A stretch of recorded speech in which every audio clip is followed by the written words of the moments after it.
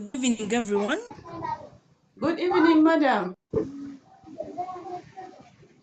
Good evening, Madam madam. Sarah. Sorry, we are starting the class late, but online classes are normally tricky. People come to visit you and you cannot tell them to go away when they are hearing you lecturing. So I had some visitors and it was a little bit hard to tell them to go. So this is our second MDC class. Last time we looked at the introduction and the requirements. For those who are around, we looked at the overview of MDC. We tried to understand what the paper comprises of. So I told you to come with some requirements. I hope you do have them, but we are going to look at the very first topic of the MDC syllabus. And it's not a detailed topic, it is theory.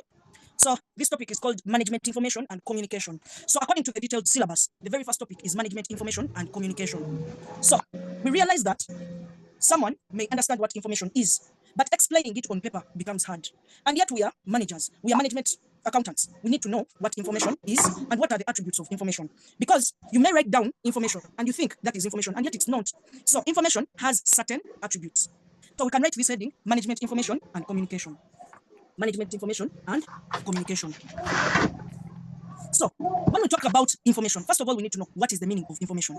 Information simply implies processed data. So processed data becomes information.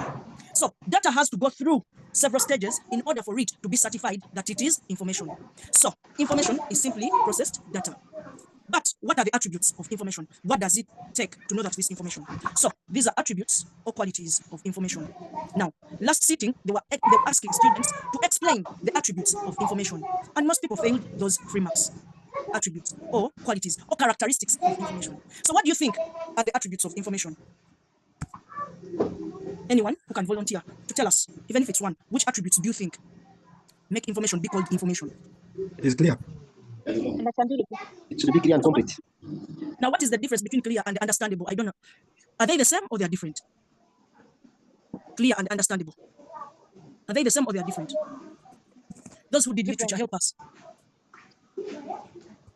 Is clear the same as understandable? Those who are saying they are different, you can elaborate. What is the difference between clear and understandable? Because I don't want us to bring out irrelevant points and we say it is clear, then too it is understandable. So, first of all, information should be understandable. When someone goes through this data, they can understand what you're communicating to them. So, understandable. Information should be relevant. Relevant.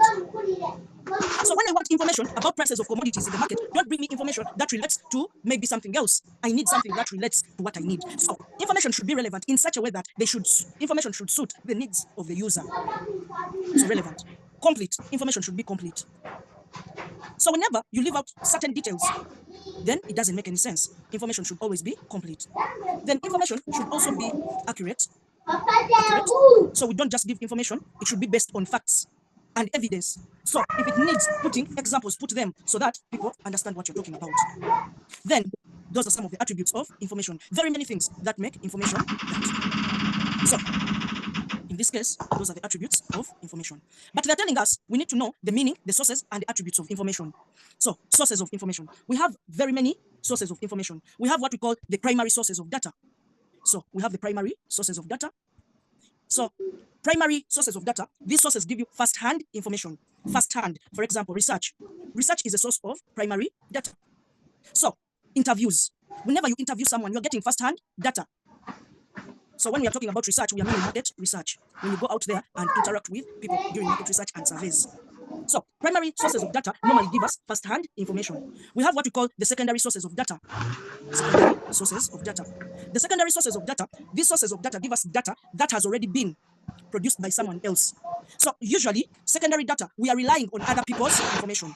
For example, we have magazines, we have newspapers, we have journals. All these are sources of secondary data, or they are secondary sources, and many others, directorates, and so on and so on.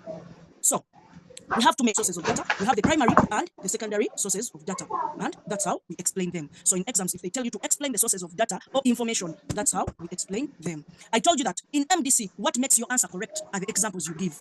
So you may say primary data, you cannot express yourself, you cannot explain primary data, give examples, so that the examiner understands what you're talking about. So in MDC, make sure you're brief, concise, but information being understandable. communication of information. There is what we call communication of information. So when we talk about communication of information, we are trying to look at a way of exchanging information from one person to another. So how do we exchange information? We can exchange information by speaking. We can exchange information by writing. We can exchange information by sign language. So all these are ways of exchanging information or communicating. And that's why in our papers lately, they like telling us, write a memo explaining to the board ABCD. Because writing is one of the ways of communicating. But when you're communicating, to make it formal, you have to either write a memo or you write a report. So that's why in MDC exams, they tell us write a memo, write a report. Even in other papers, like I believe, like financial management, they must be telling you to write a memo, write a report. Because we are looking at your communication skills. How do you communicate? So that is what we mean by communication. So you should know, how do we verbally communicate?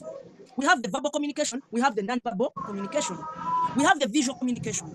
Like I've told you, sign language. Someone is talking, but someone is communicating, but they're not speaking. They're just giving you a visual communication.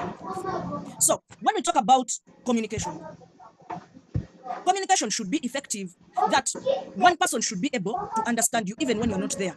In exams, when they're marking your papers, you've already communicated to the examiner what you're meaning. So it's time for the examiner to understand what you are communicating.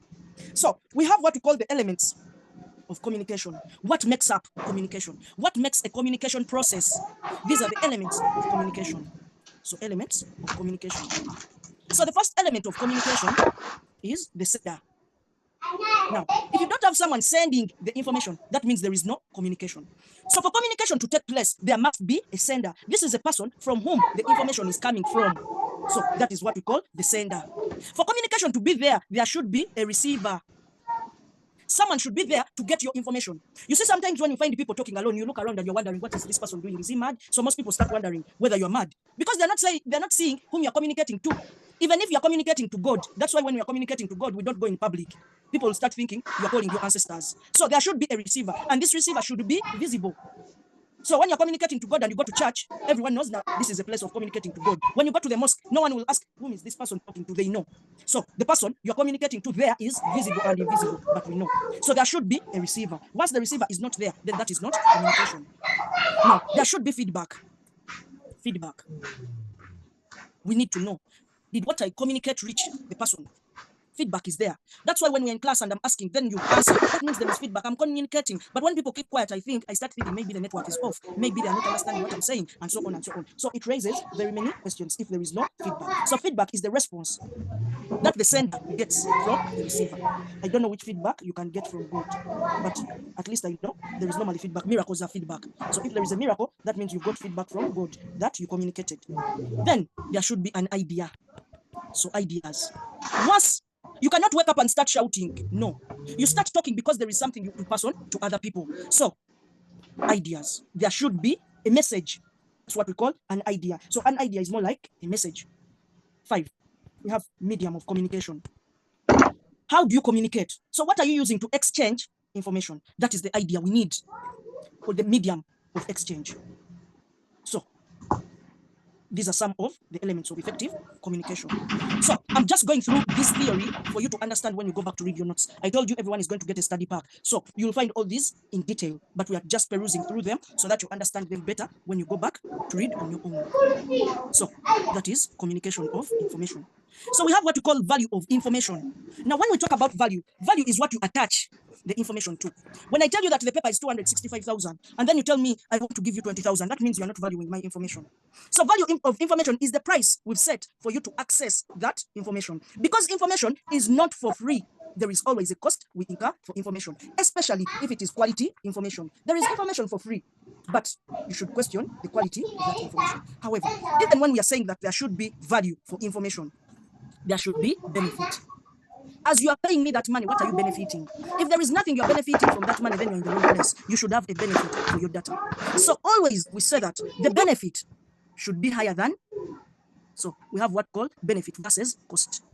The benefit should always be higher than the cost. The cost should be lower. I normally tell people that when we are lecturing you, we are investing a lot of millions in you.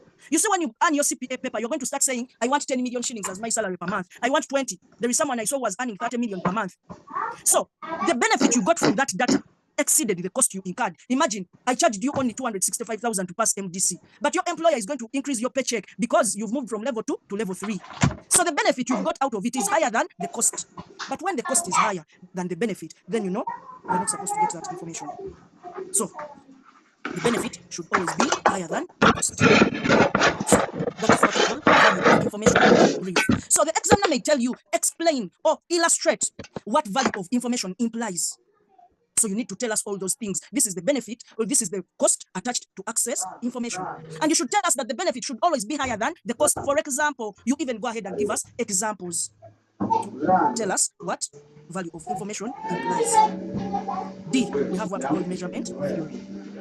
So what we call measurement theory, so we have what we call measurement theory.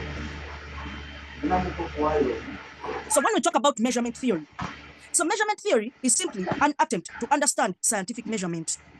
Attempt to understand scientific measurement. So this is what we call measurement theory. So what do we mean by this?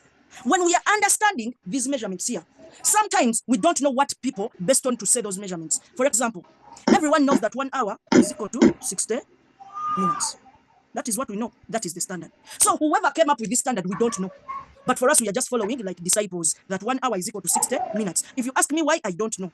But I know that here, an hour is bigger than a minute. Because in just 1 hour, you find there 60 minutes. Now, someone who is sensible cannot start an argument that a minute is higher than an hour, and yet they have told you 1 hour is equal to 60 minutes. This is what we call measurement theory. It is an attempt. An attempt, we've not said it is understanding. We are attempting to understand things we don't know. But they try to make us understand certain things. When we say 1 kilogram is equal to 1,000 grams, I don't know the person who came up with this thing. But what I know, a kilogram is bigger than a gram. So this is what we call measurement theory. So in measurement theory, we try to associate. So here, we try to associate numbers with physical quantities. Numbers with physical quantities. So whenever something is mathematical, it means that it is well researched. I believe someone did not just wake up to say that 1 hour is equal to 60 minutes. There is something they depended on. There is a research they undertook. So in this case, they were trying to associate numbers with physical quantities. And that's why when you go to the shop to buy a sack of sugar, you normally ask, how many kilograms are in those sacks, in that sack? Then they tell you, this is a 50 kilogram sack of sugar. But if you don't have enough money, you buy the smaller one of 25 kilograms. So you see, you know that 25 kilograms are less than 50 kilograms. Even the cost should be lower. That is measurement theory in simple terms. Now, the examiner cannot bring a paper without examining measurement theory. Never. So the examiner will always check whether you know how to relate numbers with physical quantities. Last sittings question 1, there was a lot of measurement theory. So the examiner brought a detailed number where he was trying to examine whether people understand measurement theory. So he was saying that the company wants to produce this and this, but in this, there are 50 grams.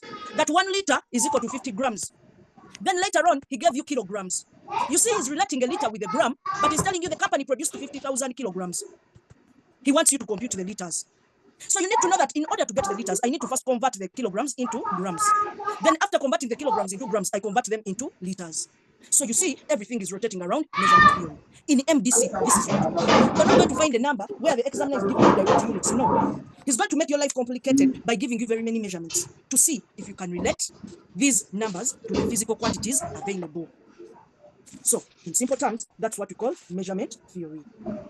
So, please, in the notes, you have the details of measurement theory. Here, I'm just giving you an overview so that when you go back, you can understand. So, that is what we call that. So, according to our syllabus, the first topic A, is management information and communication, and we pass through all that topic. So, make sure you go back and read your notes when you get the study pack. Those are the components of that first topic. So, it is theoretical, and they normally examine that theory part. So don't take it for granted. Like I told you last sitting, they were asking about attributes of information, and people could not explain the attributes of information. Someone knows that information should be relevant, but explaining the word relevant was a problem. So don't take this for granted. Part B, that is topic number 2. Topic number 2 is about the nature and role of management accounting. Nature and role of management accounting. So let's look at nature and role of management accounting. Nature and role of management accounting. Nature and role of management accounting.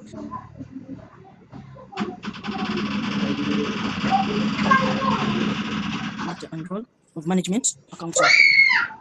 So, when we talk about nature and role of management accounting, part A, they require us to know the meaning of management accounting. When we talk about management accounting, what do we mean? Nature and role of management accounting. So, what is management accounting? So, let's write down what management accounting means. So, we write that management accounting is part of management. Management accounting is part of management. Management accounting is part of management concerned with identifying. Management accounting is part of management concerned with identifying.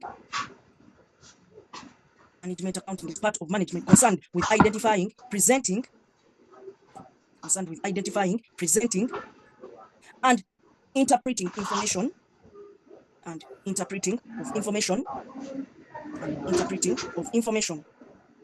used for formulating strategy,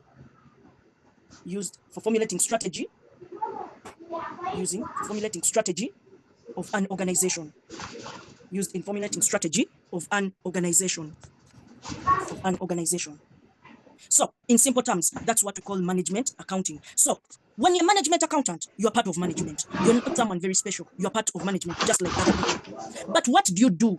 Your work is to identify, present, and interpret information. Now, here, we want to identify, we want to present, we want to interpret information.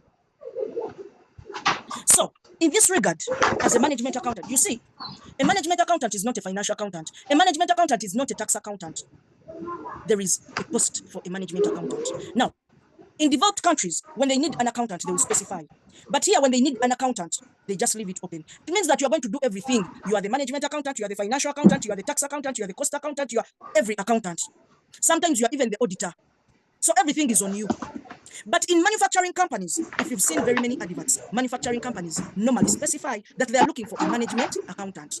A management accountant is very key in manufacturing organizations. And that's why many numbers in MDC you come across are about manufacturing companies or businesses. Most of them are not about service providing companies. They're about manufacturing or business. So they'll give you illustrations of manufacturing companies.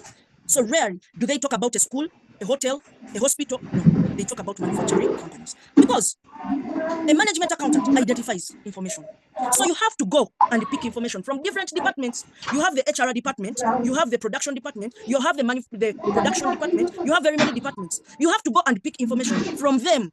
So you must identify the information that is really needed. That's why you need to know the qualities or the attributes of information as a management accountant. You're not going to go and start reporting to your bosses everything you've had, even rumors. You need to know, what am I going to report on?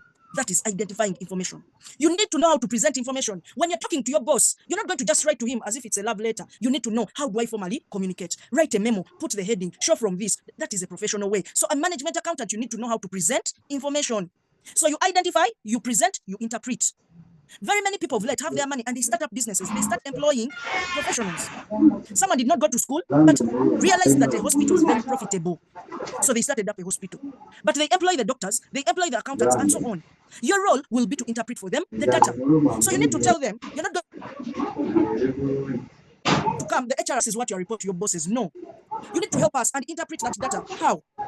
You need to explain to your boss that, look here, what has happened in this case is that the turnover is very high.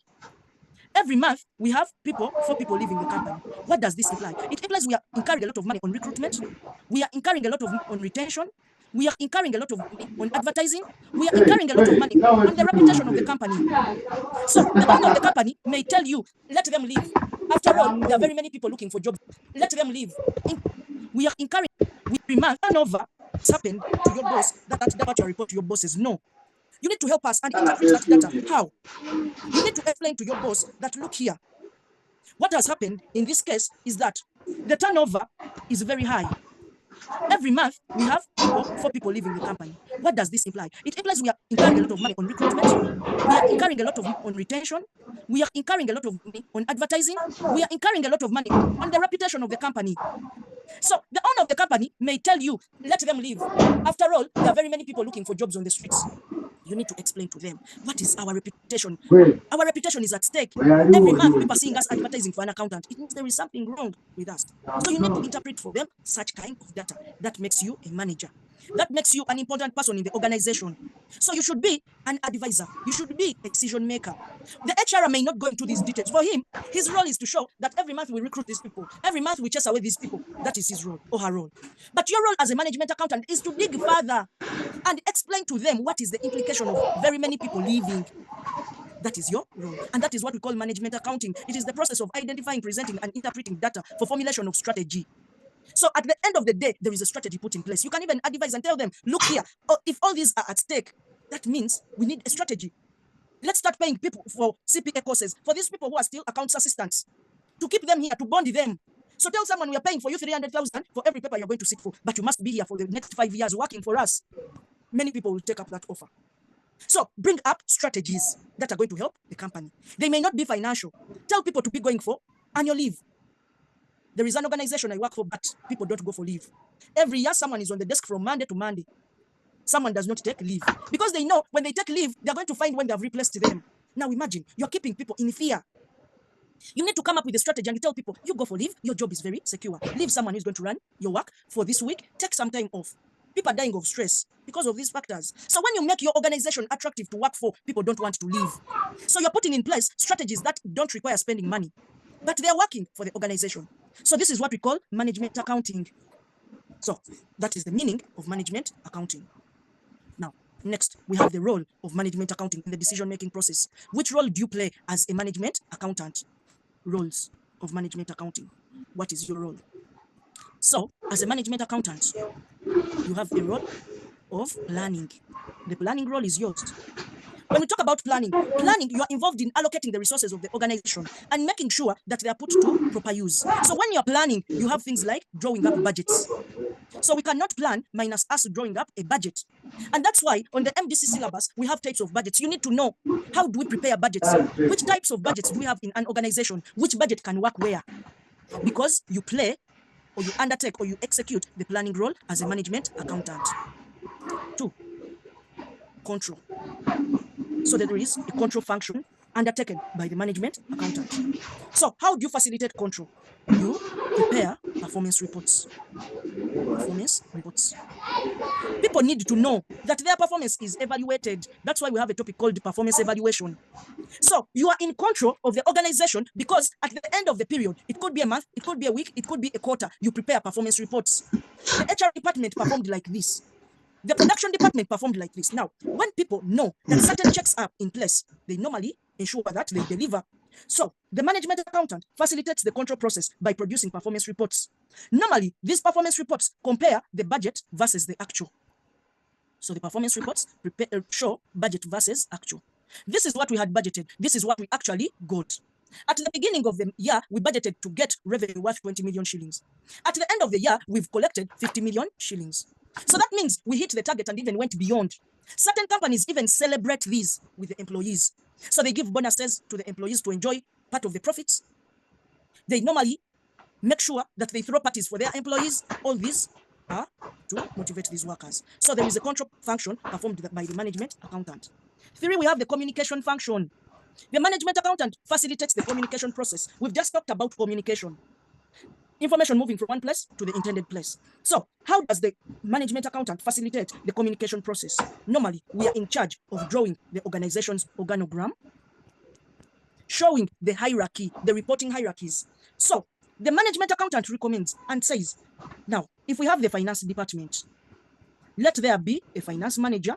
Below the finance manager, let there be an accountant. Below the accountant, let's have an accounts assistant.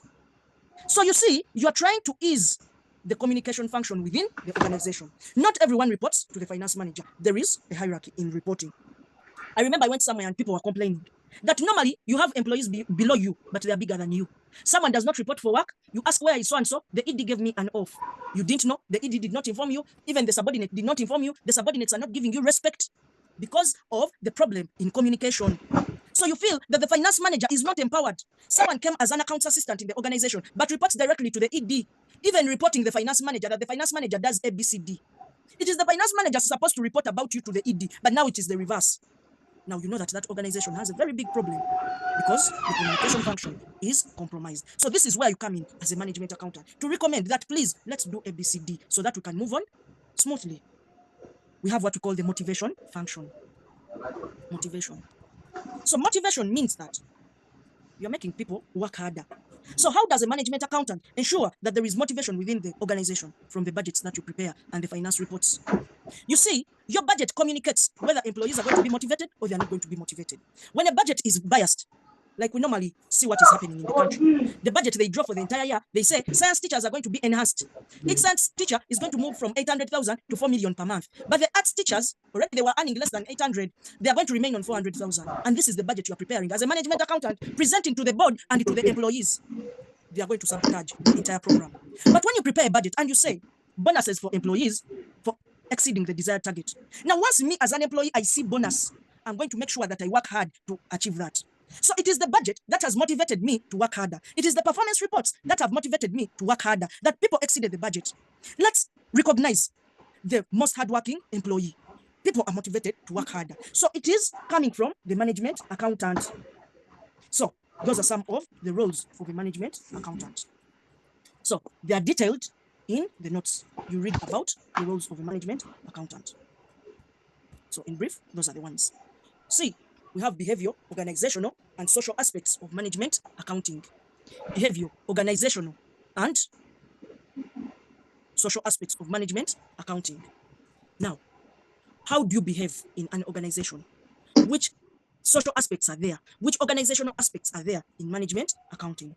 So we have very many aspects that occur within the organization, but most of these are underlying in the role of management accounting. So when you go back and read the notes, you'll find all these behavior, organizational, and social aspects of management accounting. So lastly, about nature and role of management accounting.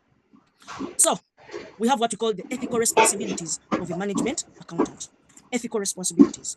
When we talk about ethical responsibilities, we are talking about the code of conduct. Now, I normally tell people that the code of conduct of a management accountant is the same code of conduct for a teacher, for a lawyer, for a politician, for everyone else. Any professional should have those standards, those ethical standards. So when we talk about ethical responsibilities, how do we expect you to behave professionally as a management accountant? So maybe we can interact about this, the ethical responsibilities of a management accountant. Ethical responsibilities of a management accountant. You studied about this in financial accounting, you studied about this in audit, in business law. These ethical responsibilities are all over. So we can brainstorm what are the ethical responsibilities of a management accountant. Let me try. Confidentiality. Yes. I can talk about integrity. And I can say this is being honest and not being a party to any falsification. So we have integrity. So integrity normally comes about as a result of being honest. Now, most people who are not honest don't have integrity. Now, in order to have integrity, there are certain things you should do. First of all, you should avoid conflict of interest. Conflict of interest. Avoid conflict of interest. You see, whenever you are in a compromising position, you're going to lose integrity. I remember one time, I tried being an examiner for certain CPA papers, but at the same time I was lecturing. There is nothing as hard as having conflict of interest. Imagine, you're part of the people who set the paper. You are the same person who is lecturing people going to sit for the paper. Now you're seeing a student asking about linear programming and trying to understand what linear programming is. But deep down in your heart, you know linear programming is not there. What do you do? Do you tell the student that please don't read about linear programming, it's not coming? Remember, this is a student who has paid you to pass. So, conflict of interest is the worst thing. Being put in a compromising position is the worst thing. Definitely, you're going to breach integrity. So, there is no way you'll avoid. So, in some way, you'll have to be compromised in some way. Still, at least you'll be like, now let me discuss for them at least one number. So, with that, it is very hard. And you know, at the time when I was being an examiner, I think I had just started MDC, lecturing MDC, because previously I was having quantitative techniques and costing on level 1. So I was lecturing only level 1 papers. So I shifted to MDC and I quit costing. Now, the very first sitting I started lecturing MDC, by miracle, by surprise, The prize winner came from my class, and almost no one failed the paper. Now, people started investigating why. Why is it that all other institutions people have failed, but this one here, people have passed, even the prize winner is there? So people started investigating. Now, you see, when you don't declare conflict of interest, there are certain problems you're going to come across. Now, people are like, oh, she's an examiner, that's why. And yet, I did not tell anyone anything that is going to be said. I was just lecturing my routine things. I didn't tell anyone, but people passed. So already I was implicated that I cheated for the students, but I did not even a single word. Those who are reading things off the syllabus, I kept quiet and I left them. But people passed. But because I didn't declare conflict of interest, I landed in trouble. So we should avoid conflict of interest to avoid further problems and to avoiding bleaching integrity. So I had to quit being an examiner and I concentrated on this lecturing. And you see, even students disturb you. Madam Sarah, we heard that you were an examiner. Please, I have my 5 million here. I've failed MDC 100 times. Please help me. I have my 10 million here. Now you have problems. Your son has not yet gone to school. Someone is tempting you with 10 million. So you see, but now even if you come to me and you tell me I have my 10 million here, please tell me what is coming. I'll just tell you, I don't know. I'm just also a simple lecturer. I'm waiting for whichever paper they bring because I'm no longer in a compromising situation. So having integrity means avoid conflict of interest. Then 2, we have confidentiality. Now, these ethical requirements are interlinked. One leads you to another. Once you don't have confidentiality, you don't have integrity. Now, confidentiality means only discuss issues that relate to your job, or only give out information when you are legally obligated to do so. Only legally, that is the only rule to breach confidentiality. Because if you are called upon in courts of law to be a witness, you are not expected to tell lies. So you have to tell everything, even what is at your workplace. So confidentiality there, they give you an exemption and they tell you, okay, there it is okay to breach that. But there's some people who don't have confidentiality. You find someone discussing issues of workplace in a taxi, they don't know whom they are seated with, even with the border man, they are discussing. For us in our organization, the deals we make, there is one time I was interacting with someone, but they had already explained to me the managers who are stealing money, how much they steal, how they steal it, and I was wondering now, which kind of a professional person is this? You don't know me, I don't know you, I could be a CID, you're telling me everything that is happening at your workplace. So confidentiality is very key. But unfortunately, these days people don't have confidentiality. Because of social media, you've taken for the accountant a voucher. They are looking through your voucher, they are taking photos, people's salaries, the accountant has to sign on the payroll, they are taking photos, they start circulating, this person earns 50 million here. So everything on social media, everything is moving, but it generated from the accountant, who is required to be confidential with people's information. So confidentiality is very key in an organization. 3, independence. So when we talk about independence, we are trying to mean undertake your tasks using personal judgment. Personal judgment. So, using the personal judgment, in this case, don't depend on other people. Someone is going to come and influence you. Let's inflate this. Let's inflate that. Please take a moment and you reflect upon yourself. Now, what if today I'm arrested doing this? Let me do what I think is right. So, it means that you are doing everything independently. So, that is what we call independence. But how is independence impaired? There are certain things we should avoid in order to be independent. Avoid gifts. Gifts at workplace. Avoid gifts. You see, whenever someone gives you a gift, they put you in a compromising situation. There is one time when I got a job as an auditor, but whenever people would come for their papers to be signed, they would come with folded paper, and in between there, they would come with money. So I was wondering, what is this money for? You've brought your paper, your accountability for the auditor to certify and verify, but now inside you're putting money for what? Certifying, verifying is my job as the auditor. So why are you giving money? Not until I asked someone, why do people bring folded papers and inside there is money? Until someone told me, the person who is in the office you are in, that is the norm that was there. That before the auditor puts for you the signature, you must first bring money and a percentage of what? The requisition that you're going to pass. Now, I don't know how you can be independent when people bring you money before you sign. Of course, with such things, and these are real life situations, by the way, and it's us accountants who tell people, if you don't give me anything, I'm not going to sign for you. Now imagine what kind of being unethical that can be. There is someone who had the saying, you are putting there your paper without a stone on top, the wind is going to blow it. So the stone was money, that when you bring your paper with money, it's going to be worked on very fast. So that was saying, that was the code that put a stone. And another one would say, bring tithe and offering. So when they say tithe and offering, you know that a percentage of the requisition. Now imagine, that is being unethical. You're not going to execute your tasks independently because of that money. So I had to stop that system and bring your papers, put them on the table, go away, I will look at them, to avoid that. With time, very many people were annoyed, but later on, they realized that I was doing the right thing. So independence is very key, and it's us to initiate it. And by the way, whenever you are unethical, people are going to notice, and people are going to talk about you. Imagine, and there are certain organizations that normally do a background check without even your knowledge. Now they come to your organization and ask, how is that person? Ah, that one, if you don't bring tithe and offering, they don't sign for your paper. Imagine, and that is the name you've built. So being ethical is very key in all the workplaces. If you have a bad name, you have a bad reputation, you're not going to go further than where you are. So 4, professional due care and competence. Professional due care and competence. Professional due care and competence.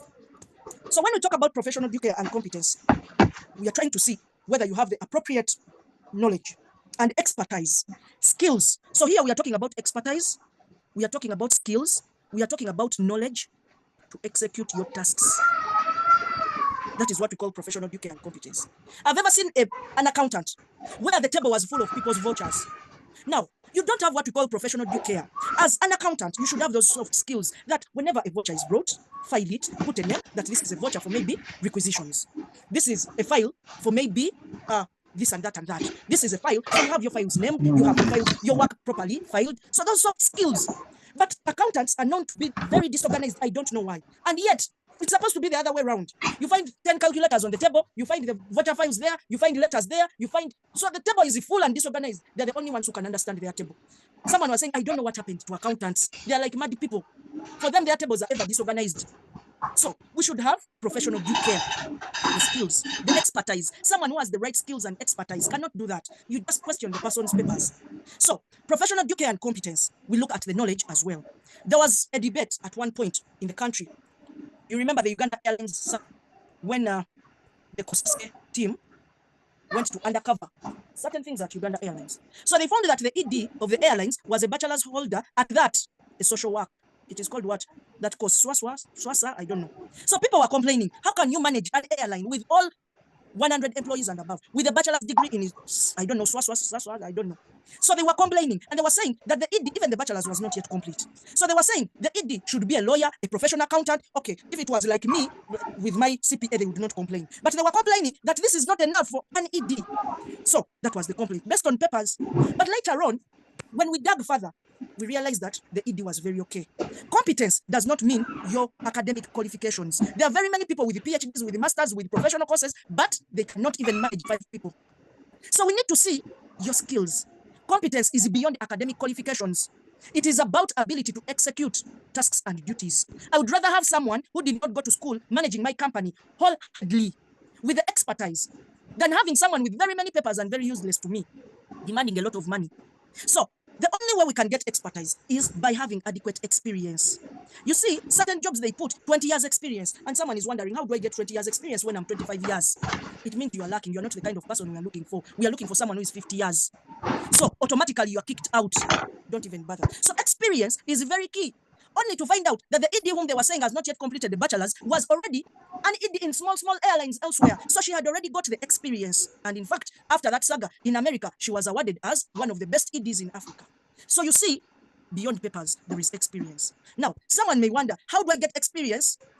And yet, they're not giving me an opportunity to work. You see, you may not get hands-on experience to work in an organization, but you need to go what we call continuous professional development. Continuous professional development. Now, when you have continuous professional development, you can forge any kind of experience you have. There is a time I applied for a job where they were saying we need experience in people who have worked in international NGOs. I had never worked for any NGO, but I forged the experience and I indicated some NGO that I was working there. I was praying only that they don't call there, but I indicated the work I do there, and the work, my CV was very smart. I was called for the interview. I went there. I started challenging them. They were asking me about transfer pricing. I talked about transfer pricing. They were asking me about things. I was talking about taxation. Only I had sat down and I read on Google. I started reading about international organizations. What do they do? How do they do this? So how does an accountant, which work does an accountant do in an international organization? Which accounting packages do they use? So in the interview, I talked to all these people. I researched on internet. So the way I was talking the things, they thought I was the ED of some international NGO. And yet I've never worked in any NGO. So you need to go through continuous professional development. When you hear taxation courses, those short-term, the seminars, go for them, acquire the knowledge. So don't avoid to continuously upgrade. Don't refuse to continuously go for these small seminars. So sometimes there is a scenario where you have to tell a lie to get where you are professionally. So I knew if Because if you want a job, you're not going to say you've never done something. Who is going to give you that job? They're going to ask for 10 years experience. Where are you going to get it from? Forge. So put that you've worked in this organization. If you've been there for 1 year, put 10 years. After all, when they call there, they're going to say, yes, she's our employee. We are working with her. So try to make sure you package yourself and you show competence in that interview. There is no single question they were asking that I could not answer. But everything was researched from internet when I was going for an interview. Everything from A to Z. In fact, when they gave me the job, I declined it. I realized what they had advertised. They had advertised for an accountant. But when I went for the interview, they instead gave me to be the finance manager. But I imagined now, how do I start controlling people below me who are more experienced than me? I wanted the accountant job. I didn't want the finance manager job. But when I was explaining, I told them that I have even been a finance manager elsewhere. So they decided to give me the finance manager job. And I was required to report on time, to report on employees, to supervise, to do. So all the burden was carried to me. From the way I talked, they thought they had got an angel.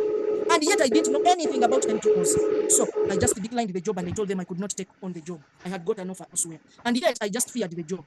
So sometimes you have to show competence, even at your workplace. Show competence. People will think you know these things when you don't actually know them. You've just read on the internet. Someone has asked you, what does this mean? Quickly, you've checked on the internet and explained to them. And they think this person is really very clever. Kumbe, there is nothing you knew. You just checked on the internet. So competence is not limited to academic qualifications. The finance manager there, they wanted someone who had a postgraduate, master's, or what, but they gave me the job without any of those qualifications taken into consideration. But because of the words I was saying, I was even giving them examples, confusing them.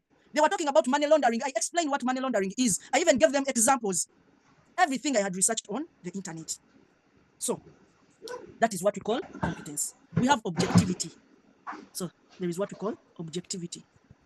So objectivity means communicating information fairly and objectively. So don't communicate when you're communicating with bias. You should avoid bias when you're executing your duties. Bias means someone has told you, fire that one. You're fired. But objectively, what has that person done? So you see, you've come with bias and you've done something because of bias, but even bias of another person. So you've not executed your roles objectively. So communicating information fairly and objectively, disclosing all the relevant information that is expected to influence the decisions of the user. You see, certain companies normally have a challenge. When they're preparing their books of accounts, they normally show that they are very profitable. Someone declares that the profits they made in the entire year were much. And yet, the company in reality made losses. But why they do that is because they are attracting investors. When an investor sees this company every year, they are making profits, they also bring their money and invest in that company. But at the end of the day, they reach there and they realize that they were scammed. So objectively, make sure you disclose all the relevant information that could influence the decision of third party. So if someone is to invest, they can invest by seeing a loss. Someone may be interested in investing in a loss-making business because probably they want to take up the company and that's their interest.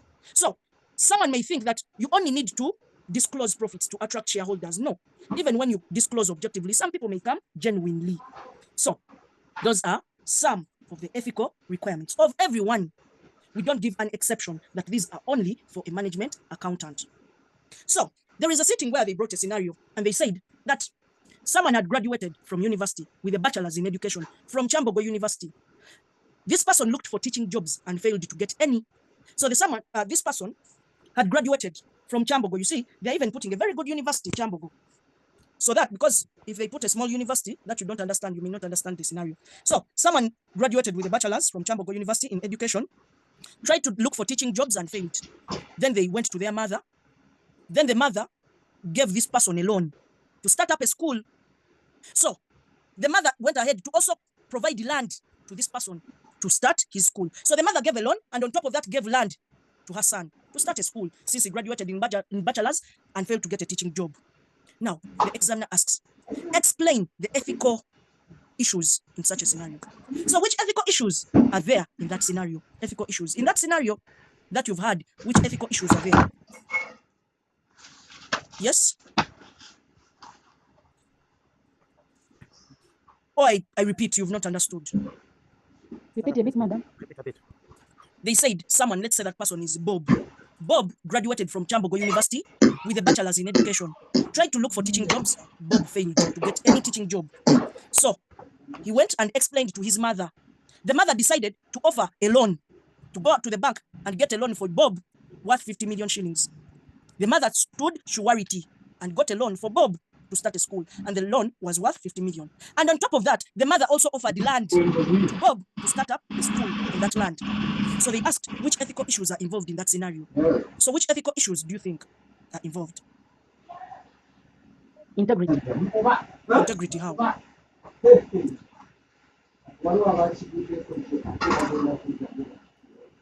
The mom got sympathy to get a loan. That's why we started this. I don't see any integrity there, because if you get a loan for your son, which problem is there? There is no problem. In fact, it is the right thing to be done. So integrity means, yes, Reason being there should be communication of information fairly. And the lady did not communicate that the loan is for the son. But since he got the loan in his names, anytime the son can say, me, the loan wasn't mine, you got in your names, the son can deny to pay back. when you get a loan, the bank is not interested in knowing where you're taking the money. For them, what they want, have you agreed on the interest? Have you agreed on the payment plan? Yes. So whether you're taking a loan for your son, there is no problem. So me, I'm cancelling out integrity. Integrity means lack of honesty. How? I don't see that. I'm seeing it as Professional competency. How?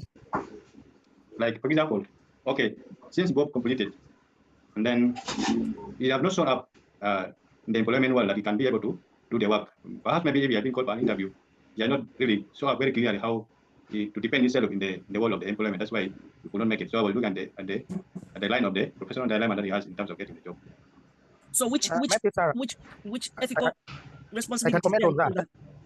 I can comment on that, Sarah, because it may not necessarily be professional player, because I can get the money, start up a school, and then I employ people to run the school. It's not necessary that you need to have the experience, since he has just finished his education at the bachelor's level. So I can get people with experience to run the school. So I don't see that working out there. But it could be there because professional due care and competence. If you had started this school when you completed, it could mean that you have passion for it. But here, this man does not have passion for the school. He's just doing it because the world has put him on the wall. So professional due care and competence, this man does not have the competence to head a school or to start a school. Oh, you see, by the time the examiner indicated that he tried to look for teaching jobs and he failed, then, so meaning he's doing this because the world has pushed him to the wall. So how will you see, yes, there are people who don't study, they get money and they start a business. But when you interact with them, you find that they've started up something they love. Someone has started up a daycare. He has never been to school or a kindergarten, but this person always have the passion to be around children. So that means he's going to employ teachers, but he's going to also be around and see whether the children have eaten, to see whether the school is clean. You see, someone is doing something with the passion. So the competence bit, you see, I've told you what makes up competence: experience. You find someone has been in another person's daycare and have also started up their own. They have the competence. So here, Bob does not have experience. Bob does not have the passion. So there is no professional due care there. So professional due care and competence is a factor.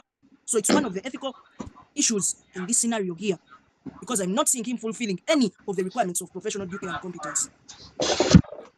So any other ethical issue? Integrity, I've refused it. There is nothing about being honest. Jacob, I see your hand is raised. Yes, bro. Madam, pardon, mine is a conflict of interest. Hey, Since the man unataka got the loan, ndachitele. and now he has the school who is supposed to pay the loan. Bob, the mom. Now, I don't know where you're getting some of these ethical issues. You see, we've written down the ethical requirements. We've talked about professional due care. We've talked about integrity. Those ones are the ones I want us to choose from. I'm seeing some people giving points like credibility. It's not an ethical requirement. Someone is talking about conflict of interest. Conflict of interest is underlying in something. So we want to choose from what we've written. Those 5 issues. What Okay, let me is try. relating to this? Madam, can I try? Yes? Madam, for me, I would look at independence.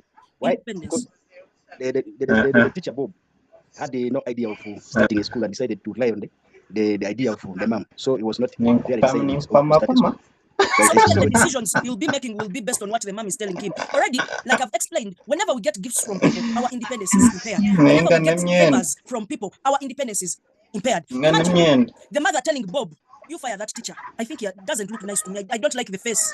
Fire that teacher. Will Bob refuse? The land the school is on is for the mother. The money that started up the school is for the mother. So will Bob refuse? Just because the mother doesn't like the face of the teacher, will Bob refuse? Will not. So meaning, whatever decision Bob is going to make will not be independent. It will be based on the mother, due to the very many favors the mother has done for Bob. So, are they only 2? Objectivity. Objectivity. So, objectivity. Now, objectivity Bob may not be objective. Mainly, Bob will be doing things because of the mom. So he will be doing things out of bias. So objectivity may not be observed because of that. So I think those are the only ones. Aren't they the only ones in that scenario? Yeah, the three ethical Because issues. integrity, we've refused it. We've refused confidentiality, we've refused it. There is nothing confidential there. Because I remember one time someone said confidentiality because Bob has already told the mom that he's going to start a school, therefore he has breached confidentiality. But you see, confidentiality only comes from confidential information. Now, if you tell me you're going to buy a new shoe, is there any objectivity you've breached? I'm going to see you putting on the shoes unless you're going to hide them. So there is nothing there about objectivity. Now, still, even if you don't tell your mom, she's going to see the school there. So confidentiality only comes from not declaring information we got during execution of our roles and tasks. So there is that information that should be between me and my employer, full stop. But information that is public, you are telling people we are going to buy a car, they are going to see it. So there is nothing confidential about that one. So those are the ethical requirements. Now, we have what we call resolution of ethical issues. Resolution of ethical issues. In other words, how do we resolve problems we are going to encounter? Resolution of ethical issues. So there are certain problems we are going to encounter that are going to prompt us to breach those ethical requirements. The truth is that it's very hard in real life for an accountant to follow all those ethical requirements. It's very hard. There are very many things you are going to encounter in reality, and you cannot avoid them. So how do you resolve these issues? One, discuss the problem or the problems with your immediate supervisors. Discuss the problems with your immediate supervisors. So discuss, have someone to talk to, probably a supervisor. You are an accountant, your supervisor is the finance manager. Below you, you have an accounts assistant. Now, this accounts assistant is ever forging information, bringing to you to sign as the accountant. For you, the accountant, you don't want to be a part of these deals because you fear your reputation. The accounts assistant does not have any reputation to protect. So for them, they are willing to risk. Discuss with the finance manager. Who is your supervisor? Tell him professionally, I have this problem. This guy is ever forging vouchers and he wants me to be the one to certify them with my signature. I'm not comfortable with it. Now, if your supervisor is also someone who is sensible, there is a way he's going to handle the issue in a sensible way. You'll either, if there are 3 departments and each department has an accounts assistant, what he'll do, he'll throw this accounts assistant in another department to report to someone else. Or they will keep on rotating them. So someone does not be familiar with such things. So professionally, the finance manager is not going to call this accounts assistant that the accountant has told me ABCD about you. Is it true? Professionally, there is a way he's going to find a way of dealing with that issue. So, but there are certain bosses who are not also trained. You've told the finance manager your problem. Now he's backbiting you with the accounts assistant. Maybe the deals are for the 2 of them. So, meaning your supervisor is not also someone to trust. So that may not be a criteria for you to use. Sometimes your supervisor may be your boss and it's your boss telling you to do the unethical things. For example, you're a minister. The president has called you. I need, or you are the governor of Bank of Uganda. I want you to print for me 2 billion for me, for my campaigns within 2 weeks. It is the president, order from above. You know it is wrong. Money to be printed must go through a certain criteria. Or the president has told you, we've procured iron sheets for Karamoja, but I need 100 of them to go to my farm. You are the minister, you've got the order from above. Where are you going to report? The president is the overall, so you don't have anywhere to report. So meaning this method will not work for you of reporting to your immediate supervisor. So you have to see another method to use. 2, consult your lawyer. Consult your own lawyer, stroke attorney. So, for advice, you see, lawyers are professional that when things backfire, he's the guy to protect you and defend you. There is no one who will defend you other than a lawyer. When the worst comes to the worst, the lawyer is the one to help you. How? You see, there are certain lawyers who are also unethical. You tell a lawyer, I have a deal of 2 billion. My boss wants me to sign for this money. I prepare receipt books and what? The lawyer tells you, accept that deal. For me, I'm ready to defend you. If from that 2 billion, you're going to steal with you up to the end point, and we are going to win that case. So even tells you how to maneuver. That if you don't want these things to go very far, this is what you should do. Get a voucher, tell your boss to sign. Don't sign anywhere except to move on with the deal. So when things backfire, your boss will not know that you made him sign there, where he's saying that he's the one who withdrew the money. So me, I will defend you, but the 2 billion, 100 million should be mine. Accept that deal today. So The lawyer is giving you advice. Some lawyers will tell you, no, don't accept that. It will spoil your reputation. In any case, if we go to the courts of law, we are not going to win in that case. So avoid it. I'm not there. I'm not part of you. So lawyers sometimes give advice. There is someone, an accountant, who has advised to accept a deal. There was a lot of money involved. So he sat down. They said, you know what? You're going to be the lamb we are going to sacrifice in this deal. But you're going to get a lot of money from it. Accept to be sacrificed. But you're going to sleep in prison. You're going to negotiate this side that don't take away his assets. Let him remain with his assets. Let him remain with his bank accounts. So you're advised to sleep in prison for 5 years. But before the 5 years end, you're going to make a presidential directive that there are prisoners who have behaved very well, better than others. So we have given them presidential pardon. You know the president is allowed to release certain people who have been recommended as good citizens back to the community. So we are going to put you on that list. Before the 5 years end, you're going to be out of that prison. Accept. So you look around, you say, after 5 years now, I will not have made 2 billion shillings. Even if I'm out on the streets suffering and hustling, I will not make that money. So let me go, sleep in jail, leave the money somewhere. After 5 years, I will come back and I find it. And even they have given you an option that you will not spend the 5 years there. We shall give you presidential pardon. So now these are the lawyers telling you how to maneuver. So you can consult your own lawyer or attorney. But unfortunately, most of us don't have lawyers. But 3, you can consult what we call an objective advisor. Objective advisor.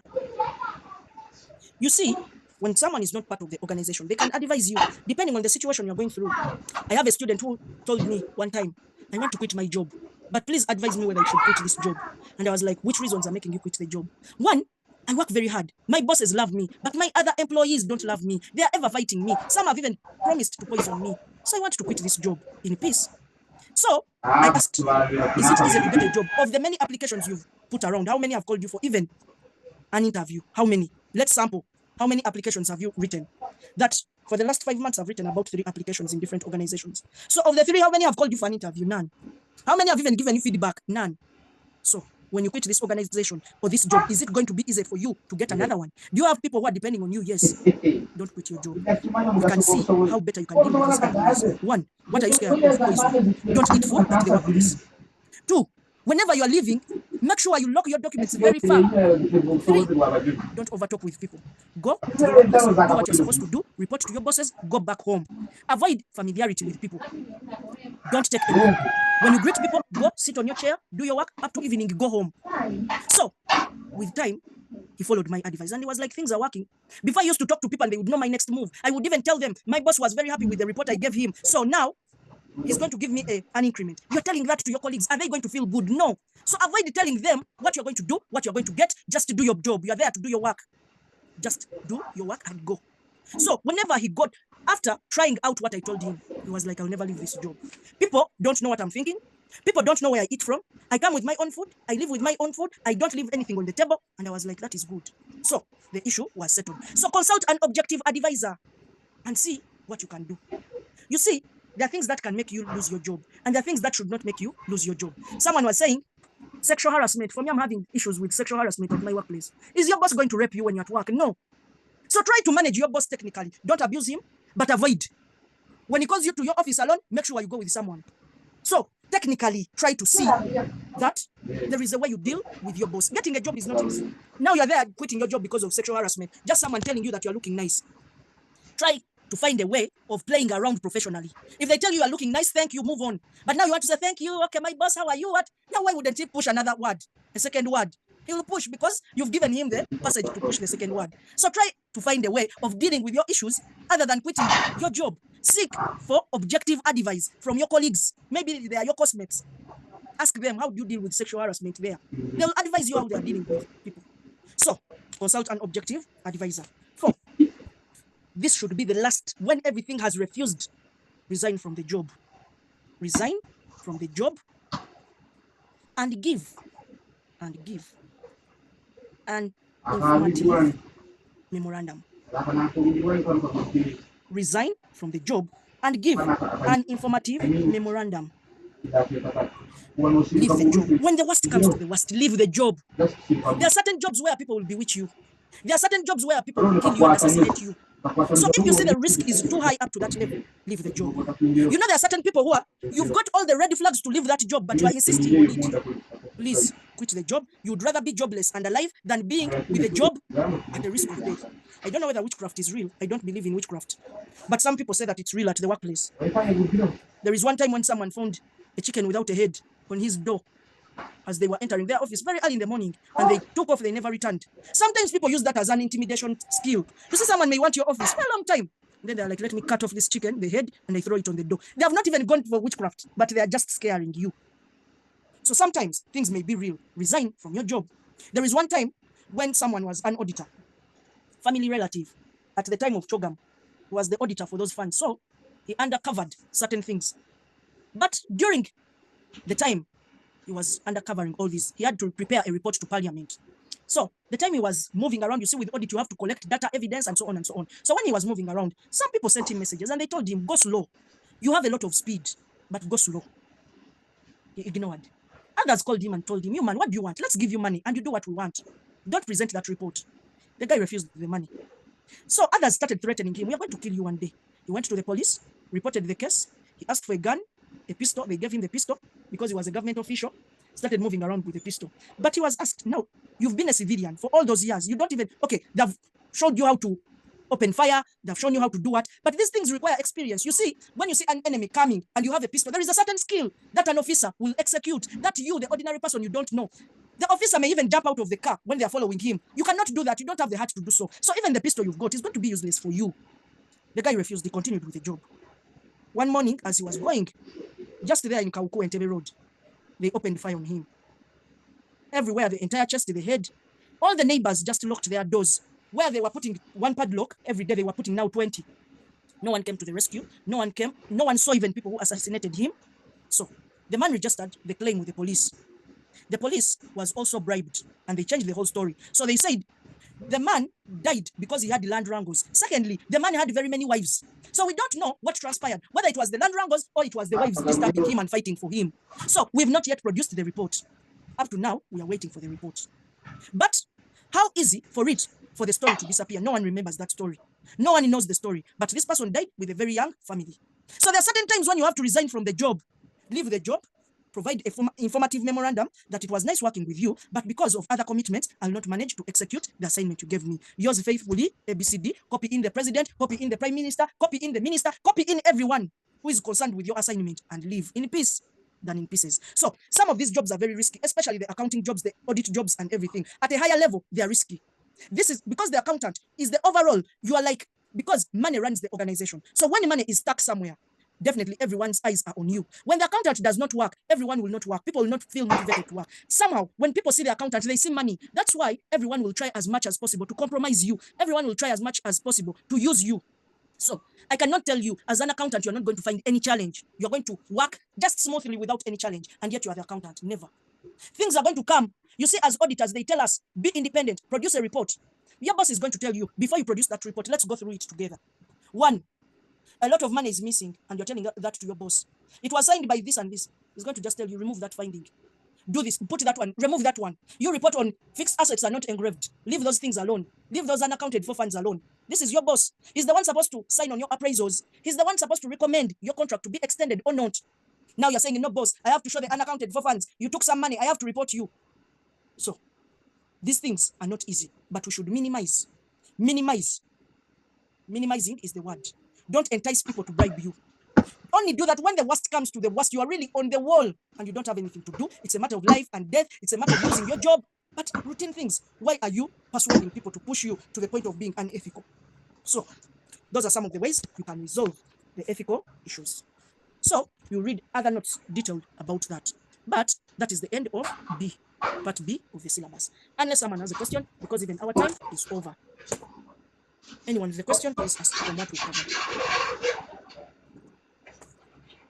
Yes?